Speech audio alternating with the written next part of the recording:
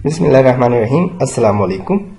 Dear viewers, this is me, Muhammad Asif Zaid, and I am working as a lecturer at Institute of Paramedical Sciences, Hyderabad Medical University. So, dear viewers, today I am going to discuss another lecture of body fluids, and today's lecture is based on synovial fluid.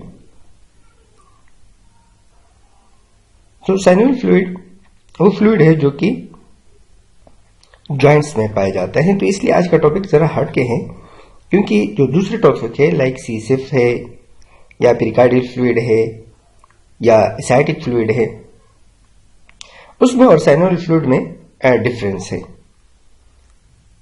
और synovial fluid हमें बहुत ही important information देती है regarding a patient, उसकी pathology और उसकी physiology के बारे में। So let's start. So our main objectives of today lecture would be that the end of this lecture the student would be able to discuss the physical and the composition of synovial fluid and how we will collect synovial fluid and what are the various laboratory tests which are performed on synovial fluid, like microscopic examination or physical examination, chemical examination and microscopic examination. So these are our main objectives which we will try to cover. So first of all, what is synovial fluid? Synovial fluid is basically derived from a Greek word syn, which means like, and ovia means egg. तो egg की जो jelly है, जेलीनुमा type, ये वहां से derive हुआ है, क्योंकि synovial fluid is a viscous fluid which is present in the joints. और उसकी जो प्रॉपर्टीज है, चूंकि विस्कस है, अंडे की तरह ये जेलीनुमा टाइप फ्लूइड है, इसलिए इसको कहते हैं साइनोवियल। चूंकि फ्लूइड है तो इसलिए हम उसको कहते हैं साइनोवियल फ्लूइड और जॉइंट फ्लूइड। तो synovial fluid is a viscous fluid which is found in joint cavity. अब जो साइनोवियल फ्लूइड जहां पर पाया जाता है, तो अगर इसको हम देखें, ये एक जॉइंट है, ठीक है, यहां पर ये बोन, ये कार्टिलेज, सिमिलरली ये बोन और ये कार्टिलेज और ये बोन, इन दोनों बोन्स के दरमियान एक स्पेस है, like this space, this is known as joint capsule. अब इन कार्टिलेज, दो कार्टिलेज, अगर ये दो कार्टिलेज इनके दरमियान ये फ्लूइड ना होता तो ये कार्टिलेज फ्रैक्शन की वजह से डैमेज हो जाती। इसलिए साइनोवियल फ्लूइड का क्या काम है? साइनोवियल फ्लूइड का काम है इनके दरमियान लुब्रिकेशन करना। जैसे हम देखते हैं, हम गाड़ी में ऐड करते हैं, ऑयल ऐड करते हैं, लाइक जो फ्लूइड हम ऐड करते हैं फ्रिक्शन को रिड्यूस करने के लिए, या आप लोगों ने नाम सुना होगा ब्रेकाइल, ठीक है ना। तो ब्रेकाइल का क्या काम है? फ्रिक्शन को रिड्यूस करना। या आपने देखा होगा कि मोटरसाइकिल में या गाड़ियों में या इवन साइकिल में वो पहियों को ग्रीस लगाते हैं ताकि वो फ्रिक्शन रिड्यूस हो। तो साइनोवियल फ्लूइड का काम भी उसी फ्रिक्शन को रिड्यूस करना और जो कार्टिलेज है और बोन्स है उनको फ्रिक्शन से बचाना ताकि ये डैमेज ना हो। तो अगर हम इस बोन को देखें तो यहां पर हमें ये नजर आ रहे हैं साइनोवियल मेम्ब्रेन। साइनोवियल मेम्ब्रेन के बाद ये स्पेस है, ठीक है, जिसको हम जॉइंट कैप्सूल कहते हैं, और इसी जॉइंट कैप्सूल के अंदर ही पाया जाता है साइनोवियल फ्लूइड। अब ये साइनोवियल फ्लूइड बनता कैसे है? तो जो इनर मेम्ब्रेन है ये बेसिकली सीक्रेट करते हैं इस कैविटी में साइनोवियल फ्लूइड। इस साइनोवियल फ्लूइड में सेल्स भी कुछ पाए जाते हैं जिनको हम कहते हैं साइन्यूसाइट्स। चूंकि ये जॉइंट्स के हैं, इसलिए हम उसको कहते हैं साइनोसाइड, और ये स्पेशलाइज्ड सेल है जैसे मैक्रोफेजेस। अब मैक्रोफेज मुख्तलिफ जगहों पे हो तो उसके नाम डिफरेंट हो जाते हैं। लाइक अगर हम देखें तो यहां पर ये मैक्रोफेज बेसिकली साइनोसाइड्स ही हैं, ठीक है, तो साइनोसाइड भी पाए जाते हैं यहां पर। तो सिक्रीशन इस साइनोइड फ्लूइड की कौन कर रहा है? सिक्रीशन साइनोइड फ्लूइड की साइनोइड मेम्ब्रेन ही कर रहा है। Now what is the composition of synovial fluid? तो साइनोइड फ्लूइड में जो मेनली जो चीज पाई जाती है उसको हम कहते हैं हियलुरोनिक एसिड। और हियलुरोनिक एसिड जो है इसकी सिंथेसिस भी साइनोइड मेम्ब्रेन ही कर रही है। और इस हियलुरोनिक एसिड का काम है जो फ्लूइड है उसकी विस्कोसिटी को इंक्रीज करना। मीन्स कि साइनोइड फ्लूइड जो विस्कस हम कहते हैं कि it is a viscous fluid. So this viscosity is because of the presence of hyaluronic acid which is secreted by the synovial membrane. And what is the function of this hyaluronic acid? जैसे हमने कहा कि synovial fluid का काम है lubrication करना, ये lubrication hyaluronic acid कर रही है, तो hyaluronic acid का function भी वही lubrication है। Lubricin is another important component of synovial fluid which is secreted by the synovial cells, जैसे हमने कहा sinusoids. And what is the function of this lubricin? It is chiefly responsible for so-called boundary layer lubrication, which reduce friction between opposing surface of the cartilage. तो अब lubrication number 1 because of the presence of this hyaluronic acid, and number 2 because of the presence of this lubricin.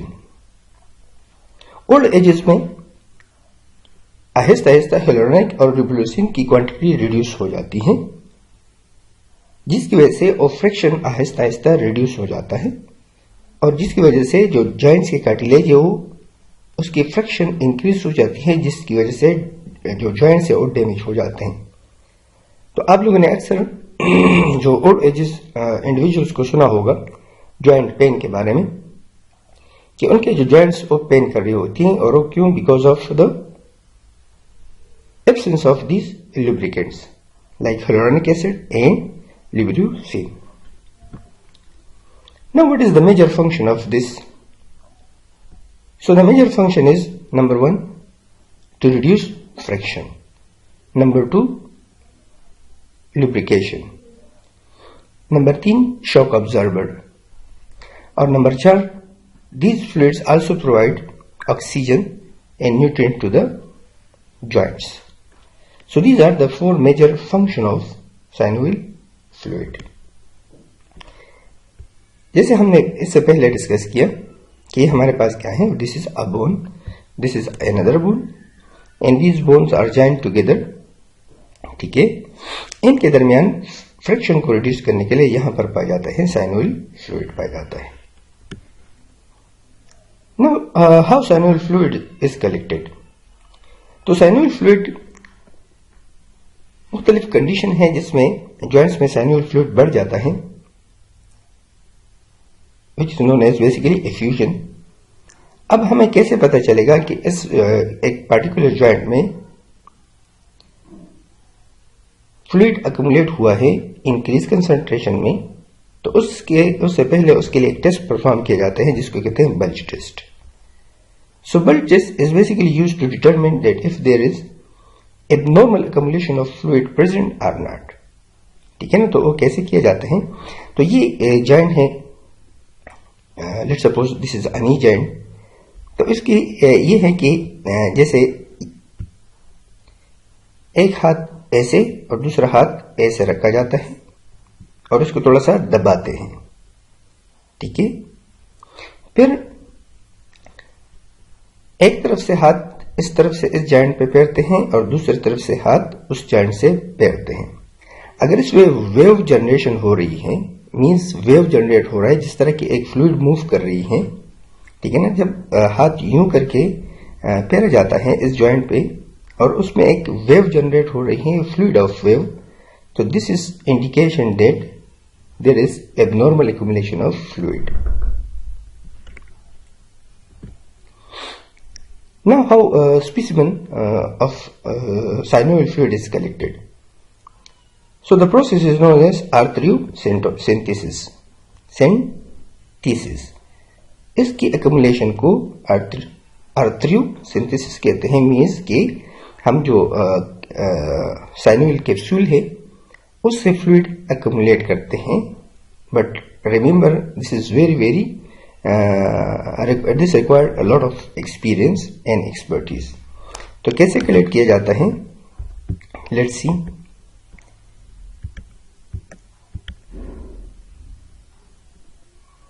अभी देखिए, सबसे पहले कोई भी joint हो उसकी फिजिकल एग्जामिनेशन की जाती है कि आया इसमें फ्लूइड एक्युमुलेट हुआ है कि नहीं हुआ. तो ये जॉइंट है, एक बोन इस तरफ से और एक बोन इस तरफ से. ठीक है, तो सबसे पहले एक लाइन ड्रॉ करते हैं ऐसे और देखते हैं कि आया यहां पर फ्लूइड की एक्युमुलेशन है कि नहीं. और हम वो स्पेस जहां पर हमने नीडल इंसर्ट करनी है सबसे पहले उस पर मार्क लगाएंगे लाइक दिस वन. ठीक है, तो सबसे पहले हमने मार्क लगाया. फिर इसके बाद ये जो एरिया है ये वाला, इसको हमने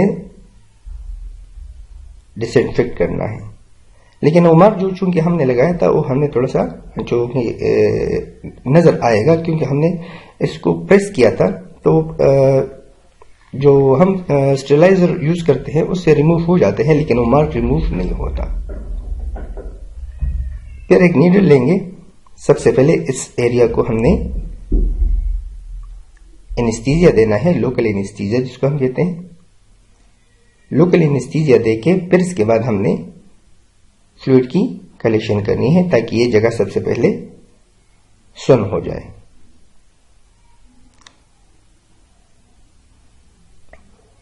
अब जैसे आप देख रहे हैं, ठीक है, नीडल अभी भी बाकी है ताकि फील हो कि आया ये जगह सुन हुई है कि नहीं हुई. एक और इम्पोर्टेंट चीज कि आपने पेशेंट से बाकायदा पूछना है. ठीक है, अब ये नीडल उसकी बनिस्बत एक बड़ी नीडल है. अगेन एनेस्थीसिया हम देंगे थोड़ा सा डीप करके, आहिस्ता आहिस्ता एनेस्थीसिया दे रहे हैं और साथ साथ पेशेंट को इन्फॉर्म भी करना है. फिर इसके बाद हम देखेंगे अल्ट्रासाउंड के थ्रू नीडल को देखेंगे कि आया ये कैप्सूल के अंदर जो ज्वाइंट कैप्सूल है उसके अंदर नीडल इंसर्ट हुई है कि नहीं हुई.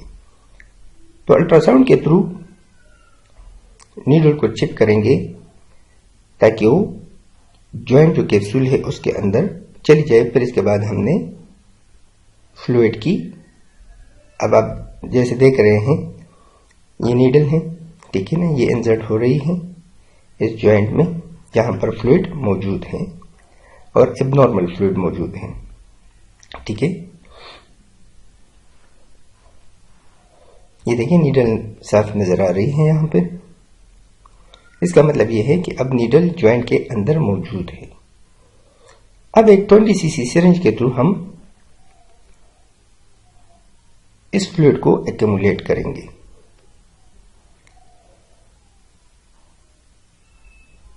The needle is still inserted. Attach 20 cc syringe and slowly pull the plunger, and you can see that fluid is accumulating in this syringe.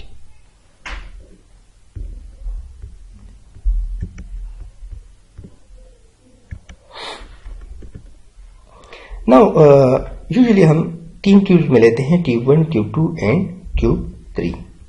तो फर्स्ट जो ट्यूब है वो केमिस्ट्री और इम्यूनोलॉजी के लिए हम यूज करते हैं. सेकंड ट्यूब माइक्रोबायोलॉजी सेक्शन में भेजते हैं और उससे मुख्तलिफ टेस्ट हम परफॉर्म करेंगे माइक्रोबायोलॉजी के, लाइक बैक्टीरिया के लिए ग्राम स्टेन, एफबी के लिए हम कार्बोफिलिन स्टेन करेंगे. ठीक है, अगर कल्चर है तो फिर उससे हम कल्चर भी परफॉर्म करेंगे. साइटोलॉजी और हेमाटोलॉजी के लिए हम ट्यूब 3 यूज करते हैं. Now microscopic examination of the synovial fluid. So number 1, volume, color and clarity. देखेंगे कोई बॉडीज तो नहीं है, इंक्लूजन बॉडीज, उसकी विस्कोसिटी कैसी है, विस्कस है, वाटरी है, उसमें क्लॉट मौजूद है कि नहीं है। और फिर क्लॉट डिटेक्शन के लिए हम म्यूसिन एक टेस्ट भी करते हैं ताकि हमें पता चले कि उसकी विस्कोसिटी कैसी है। तो mucin test is also perform. No laboratory test में सबसे पहले वॉल्यूम तो normally less than 3.5 ml of fluid joint में मौजूद होता है, लेकिन इसकी क्वांटिटी इंक्रीज भी हो सकती है, ठीक है ना, अप टू 25 ml तक इंक्रीज हो सकती है। इसका मतलब ये है कि there is some inflammation going on which is a pathology, और ये इन्फ्लेमेशन किसी भी वजह से हो सकती है, लाइक बैक्टीरियल इन्फेक्शन की वजह से भी हो सकती है, वायरल इन्फेक्शन की वजह से भी हो सकती है। फिर इसके बाद कलर, ठीक है ना। यूजुअली जो साइनोवियल फ्लूइड है वो एक colourless to pale yellow fluid है, और इसकी जो अपीयरेंस है वो क्लियर है, मीन्स कि इसमें क्लाउडनेस नहीं है। तो अगर क्लाउडनेस है तो this also indicate that there is some pathology going on. If synovial fluid is clear and pale yellow, this means that this is a normal fluid.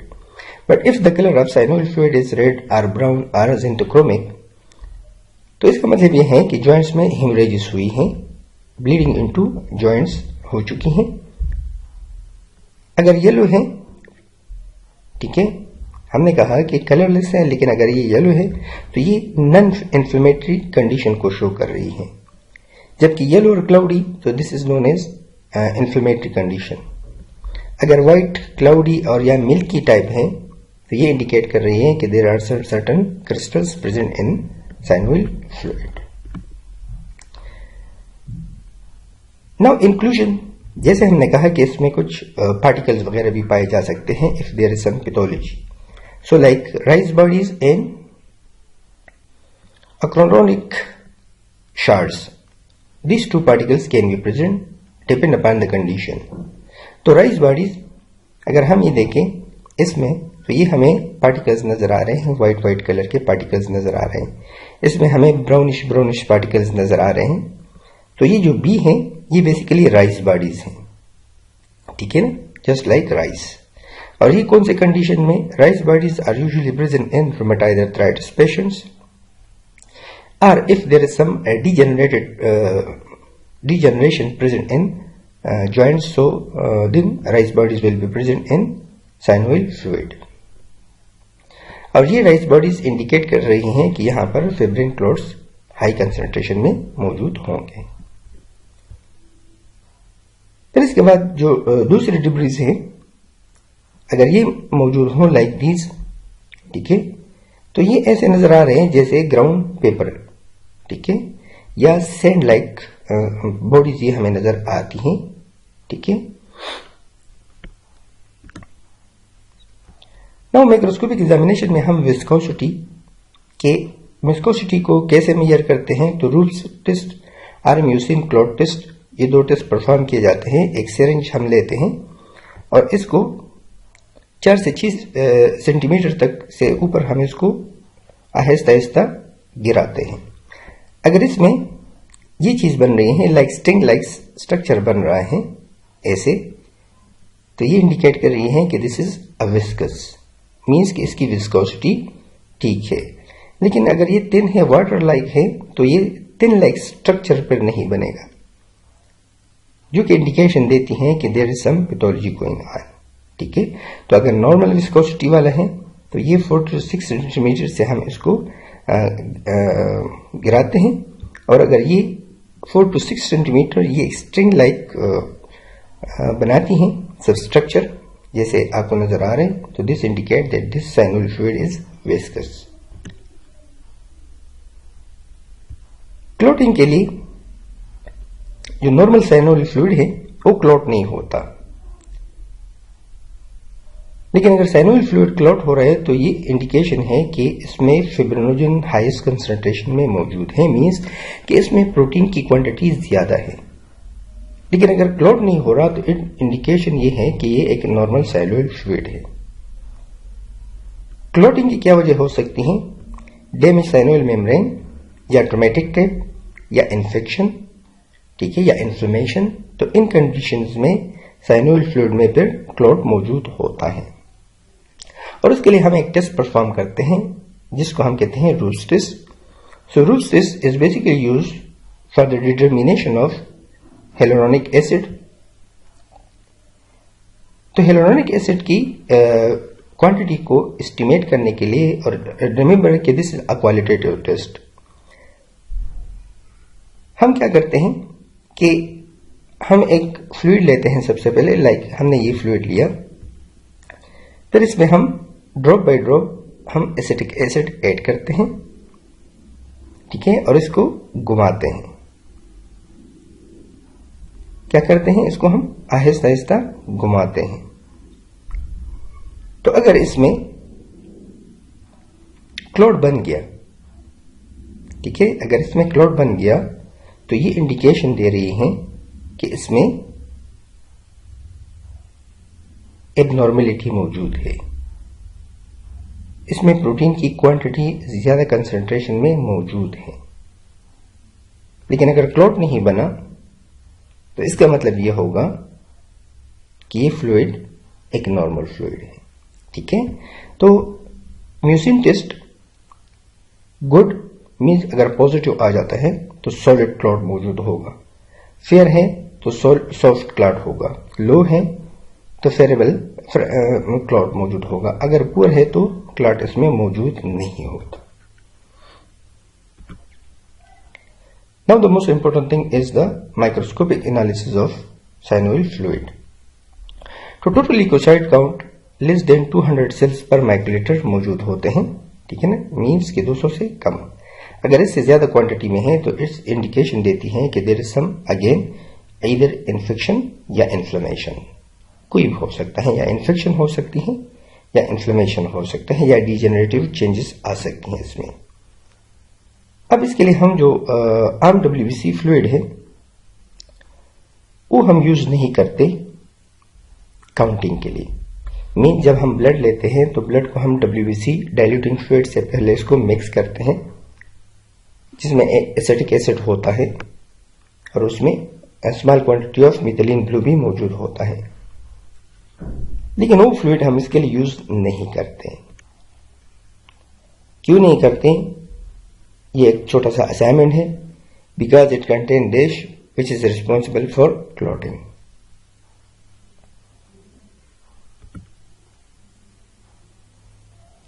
Okay, can clear undiluted fluid be used for counting? Yes, we can use. Like normal saline हम use कर सकते हैं, ठीक है। उसके लिए microscopic जो cell count है हम यूजुअली न्यू बार चेंबर पे करते हैं। न्यू बार चेंबर पे अगेन हम जब WBC काउंट करते हैं तो हम जो लार्ज स्क्वायर है उसमें WBC परफॉर्म करते हैं, जैसे ये W, ठीक है, ये WBC का हानि है, ये RBC के हानि है, और प्लेटेड भी इसी हानों में हम काउंट करते हैं।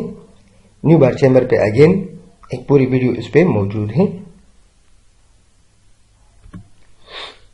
अच्छा, माइक्रोस्कोप में फिर डिफरेंशियल ल्यूकोसाइट काउंट जैसे न्यूट्रोफिल, लिम्फोसाइट या क्रिस्टल वो मौजूद है या नहीं है। तो normally less than 25% of the cells would be neutrophil and less than 15% of the cells are present normally and these cells are lymphocyte, but usually in synovial fluid there is no crystal present. अगर neutrophil की quantity बढ़ गई तो जैसे हमें पता है कि neutrophil are responsible to kill bacteria, ठीक है। तो अगर न्यूट्रोफिल हाई कंसेंट्रेशन में है तो इट मीन्स के this is aseptic condition, bacterial condition हो सकती है। Increase cell count with increase lymphocyte, तो ये नॉन सेप्टिक इन्फ्लेमेटरी कंडीशन में TLC काउंट का बढ़ना, और उसके साथ साथ डिफरेंशियल में अगर लिम्फोसाइट काउंट ज्यादा है तो ये non septic inflammatory condition show करती है, कोई बैक्टीरियल कंडीशन शो नहीं करती, क्योंकि बैक्टीरियल कंडीशन में यूजुअली न्यूट्रोफिल की क्वांटिटी बढ़ जाती है, परसेंटेज बढ़ जाती है। केमिकल एनालिसिस में हम परफॉर्म करते हैं प्रोटीन, ठीक है। तो साइनोवियल फ्लूइड में वो सारे के सारे प्रोटीन मौजूद होते हैं जो कि प्लाज्मा में मौजूद होते हैं, लेकिन उसकी कंसंट्रेशन प्लाज्मा से कम होती है। लेकिन जो हाई मॉलिक्यूलर वेट सब्सटेंसेस होते हैं, जैसे हमने कहा कि प्रोटीन मौजूद होते हैं लेकिन स्मॉल क्वांटिटी में, लेकिन जो high molecular weight substances proteins होते हैं वो स्मॉल अमाउंट में मौजूद होते हैं, लाइक फिब्रिनोजन, बीटा 2 मैक्रोग्लोबुलिन, अल्फा 2 मैक्रोग्लोबुलिन। ठीक है, तो ये मौजूद होते हैं लेकिन क्वांटिटी में कम होते हैं, क्योंकि ये फिल्टर होकर फिर मूव करते हैं टुवर्ड साइनोइल फ्लूइड। तो इसलिए प्लाज्मा में इन प्रोटीन्स की कंसंट्रेशन ज्यादा होती है बनिस्बत साइनोइल फ्लूइड में। Normal range less than 3 gram per DL है, लेकिन अगर प्रोटीन की क्वांटिटी इंक्रीज है तो कौन कौन से कंडीशंस में प्रोटीन की क्वांटिटी इंक्रीज आ सकती है? तो कंडीशन है ankylosing spondylitis, arthritis, Crohn disease, gout, psoriasis, ठीक है, रीटर सिंड्रोम और अल्सरेटिव कोलाइटिस। तो इन कंडीशन में साइनोइल फ्लूइड में प्रोटीन की क्वांटिटी 3 ग्राम पर डीएल से बढ़ जाती है।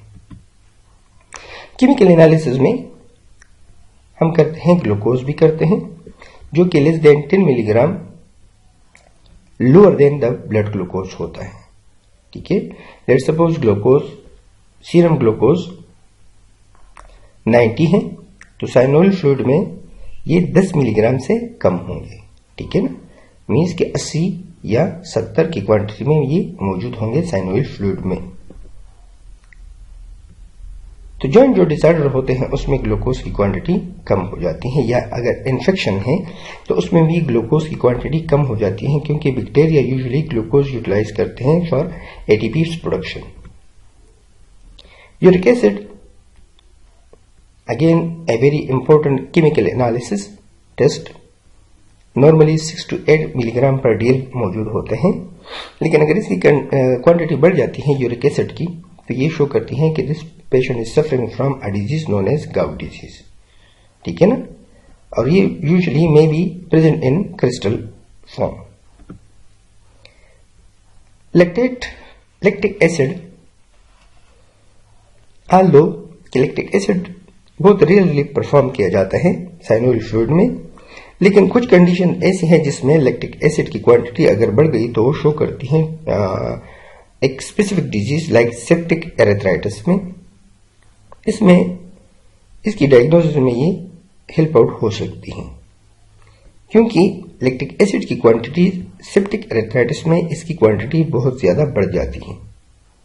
तो normally less than 25 milligram per DL है, लेकिन जब सेप्टिक एरिथ्राइटिस हो तो ये 1000 मिलीग्राम तक पर डीएल तक ये इसकी क्वांटिटी बढ़ जाती है।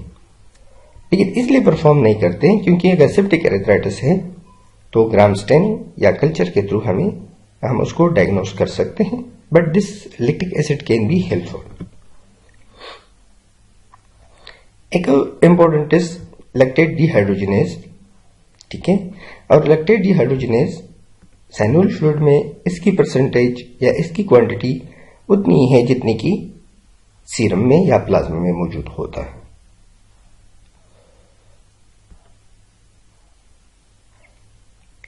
तो इंक्रीज इन रूमेटॉइड आर्थराइटिस में लैक्टेट डिहाइड्रोजिनेज की क्वांटिटी बढ़ जाती है। सॉरी, यहां पर एक और चीज कि elevated in synovial fluid but normal in serum.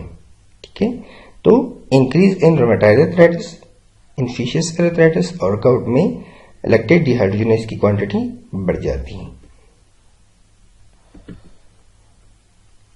Rheumatoid factor या इसको हम कहते हैं आरए फैक्टर। तो आरए फैक्टर ये गाउट डिजीज में मोस्टली पाया जाता है। ठीक है, या रूमेटॉइड आर्थराइटिस जो पेशेंट होते हैं उसमें मौजूद होता है RA factor.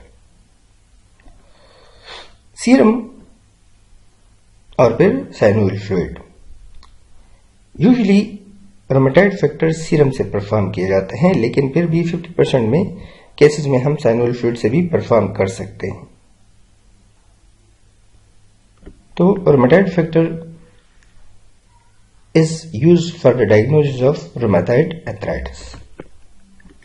Now microscopic analysis में कुछ सेल्स हैं जो कि मोस्ट इंपॉर्टेंट रखती हैं और जिसकी मौजूदगी हमें इंडिकेशन देती है टुवर्ड सर्टेन डिजीज लाइक इली सेल्स और टार्ट सेल्स। सो इली सेल्स कौन से सेल्स हैं? इली सेल्स ल्यूपस एरिथ्रोमेटोसिस सेल्स हैं जो कि एसिली में या उसकी डायग्नोसिस के लिए हम यूज करते हैं। और इली सेल्स बेसिकली न्यूट्रोफिल्स होते हैं जिसने एक लिम्फोसाइट को इनगल्फ किया होता है। लाइक ये न्यूट्रोफिल है और इसने इस लिम्फोसाइट को इनगल्फ किया है, तो इस सेल को हम कहते हैं इली सेल। क्योंकि इस डीएनए के खिलाफ एंटीबॉडीज प्रोड्यूस हो जाती हैं और वो अटैच हो जाती हैं लिम्फोसाइट के न्यूक्लियस के साथ, और फिर ये न्यूट्रोफिल इस लिम्फोसाइट को इनगल्फ कर देती है, तो इसको फिर हम कहते हैं इली सेल।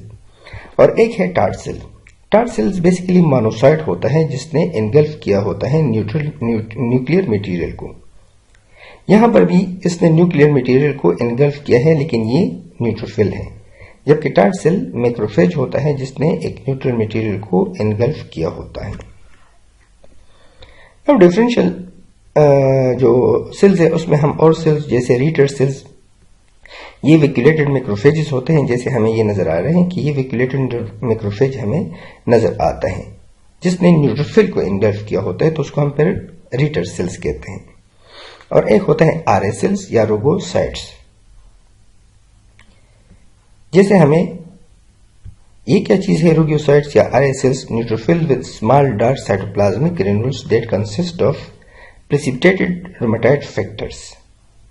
ठीक है, तो ये इसको हम कहते हैं आरए सेल्स, क्योंकि रूमेटॉइड फैक्टर इसने इनगल्फ किए होते हैं न्यूट्रोफिल ने, तो इस बेस पे हम इसको कहते हैं आरए सेल्स कहते हैं, जो कि रूमेटॉइड आर्थराइटिस के पेशेंट में नजर आते हैं। एक और चीज मौजूद होती है यहाँ पर, अगर इसको हम देखें, ये एक स्टेन है जिसको हम कहते हैं आयरन स्टेन, और आयरन स्टेन के थ्रू हम आयरन को स्टेन करते हैं। लेकिन इसमें एक चीज यहाँ पर जस्ट रिमेंबर कि एक है स्टोरेज फॉर्म आयरन का फेरेटिन और एक है हीमोसिडेरिन। तो हीमोसिडेरिन ये चूंकि आयरन स्टेन के थ्रू हम इसको स्टेन कर सकते हैं, जबकि फेरेटिन स्टेन नहीं होता। तो अगर आयरन स्टेन यहाँ पर हीमोसिडेरिन मौजूद है, तो इट मीन्स कि यहाँ पर कुछ न कुछ हीमोरेजेस हो रही हैं, जिसकी वजह से हीमोसिडेरिन स्टेन पॉजिटिव आ जाता है और ये हीमोरेजेस को शो करती हैं। ठीक है ना। राइस बॉडीज जैसे इससे पहले हमने डिस्कस किया था कि मैक्रोस्कोपिकली रिजेंबल पॉलिश्ड राइस, जो कि राइस की तरह पार्टिकल्स होते हैं व्हाइट कलर के, जो कि मौजूद हो सकते हैं, और microscopically show collagen and fibrin. जैसे ये हमें नजर आ रहे हैं, ये बेसिकली क्या चीज है? ये फिब्रिन क्लॉट्स हैं या कोलेजन क्लॉट्स होते हैं, जो कि फिर हमें माइक्रोस्कोपिकली नजर आते हैं जब हम इसको स्टेन करते हैं। यूजुअली जो स्टेन हम यूज कर सकते हैं साइनोवियल फ्लूइड को स्टेन करने के लिए, तो हम रोमनोस की स्टेन यूज करते हैं, जिसमें जिंजा है, लिशमन है, फील्ड स्टेन, ये हम यूज कर सकते हैं इसके लिए।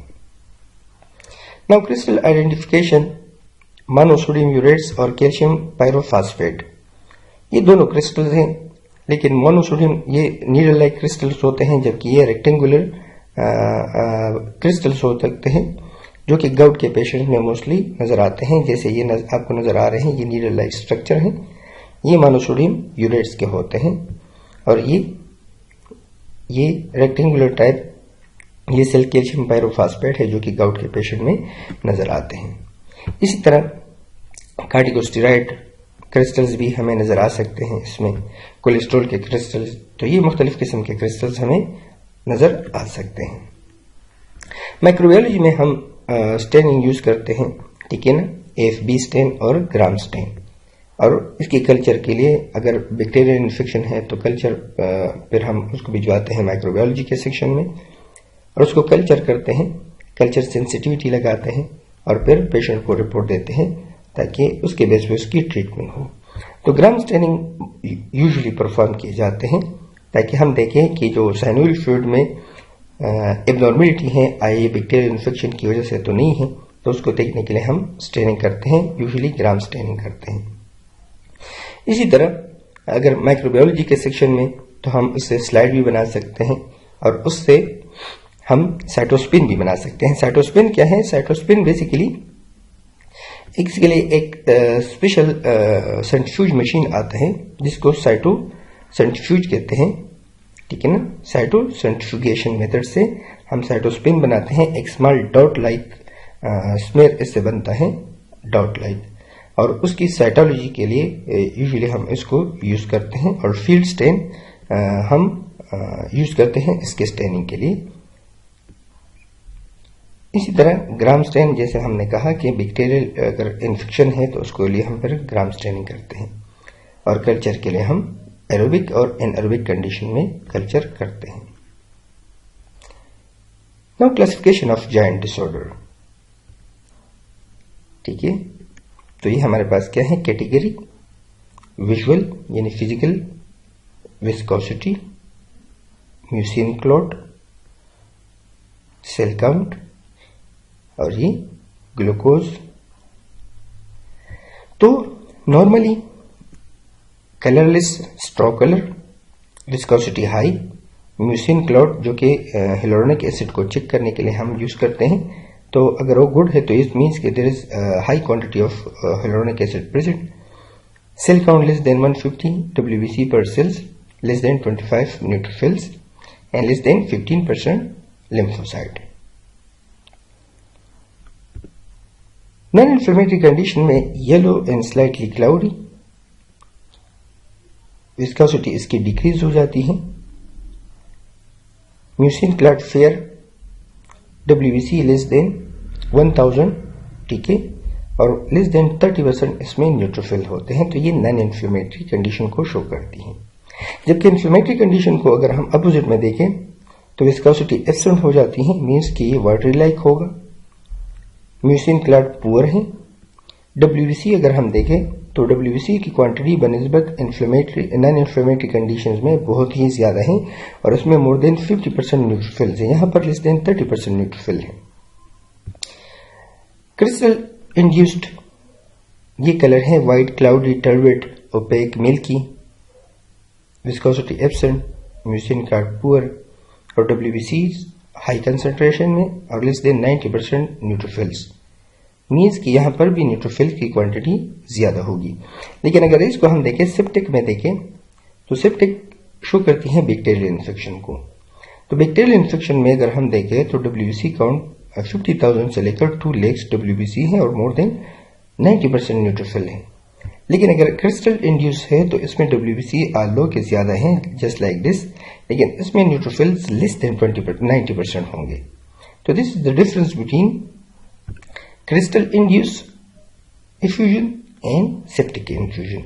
हेमरेजेस अगेन रेडिश कलर होगा, विस्कोसिटी एब्सेंट है, म्यूसिन क्लॉट पुअर है, जबकि सेल काउंट 50 to 10,000 WBCs हो सकते हैं। Less than 50% neutrophil will be present और मोस्टली RBCs मौजूद होंगे।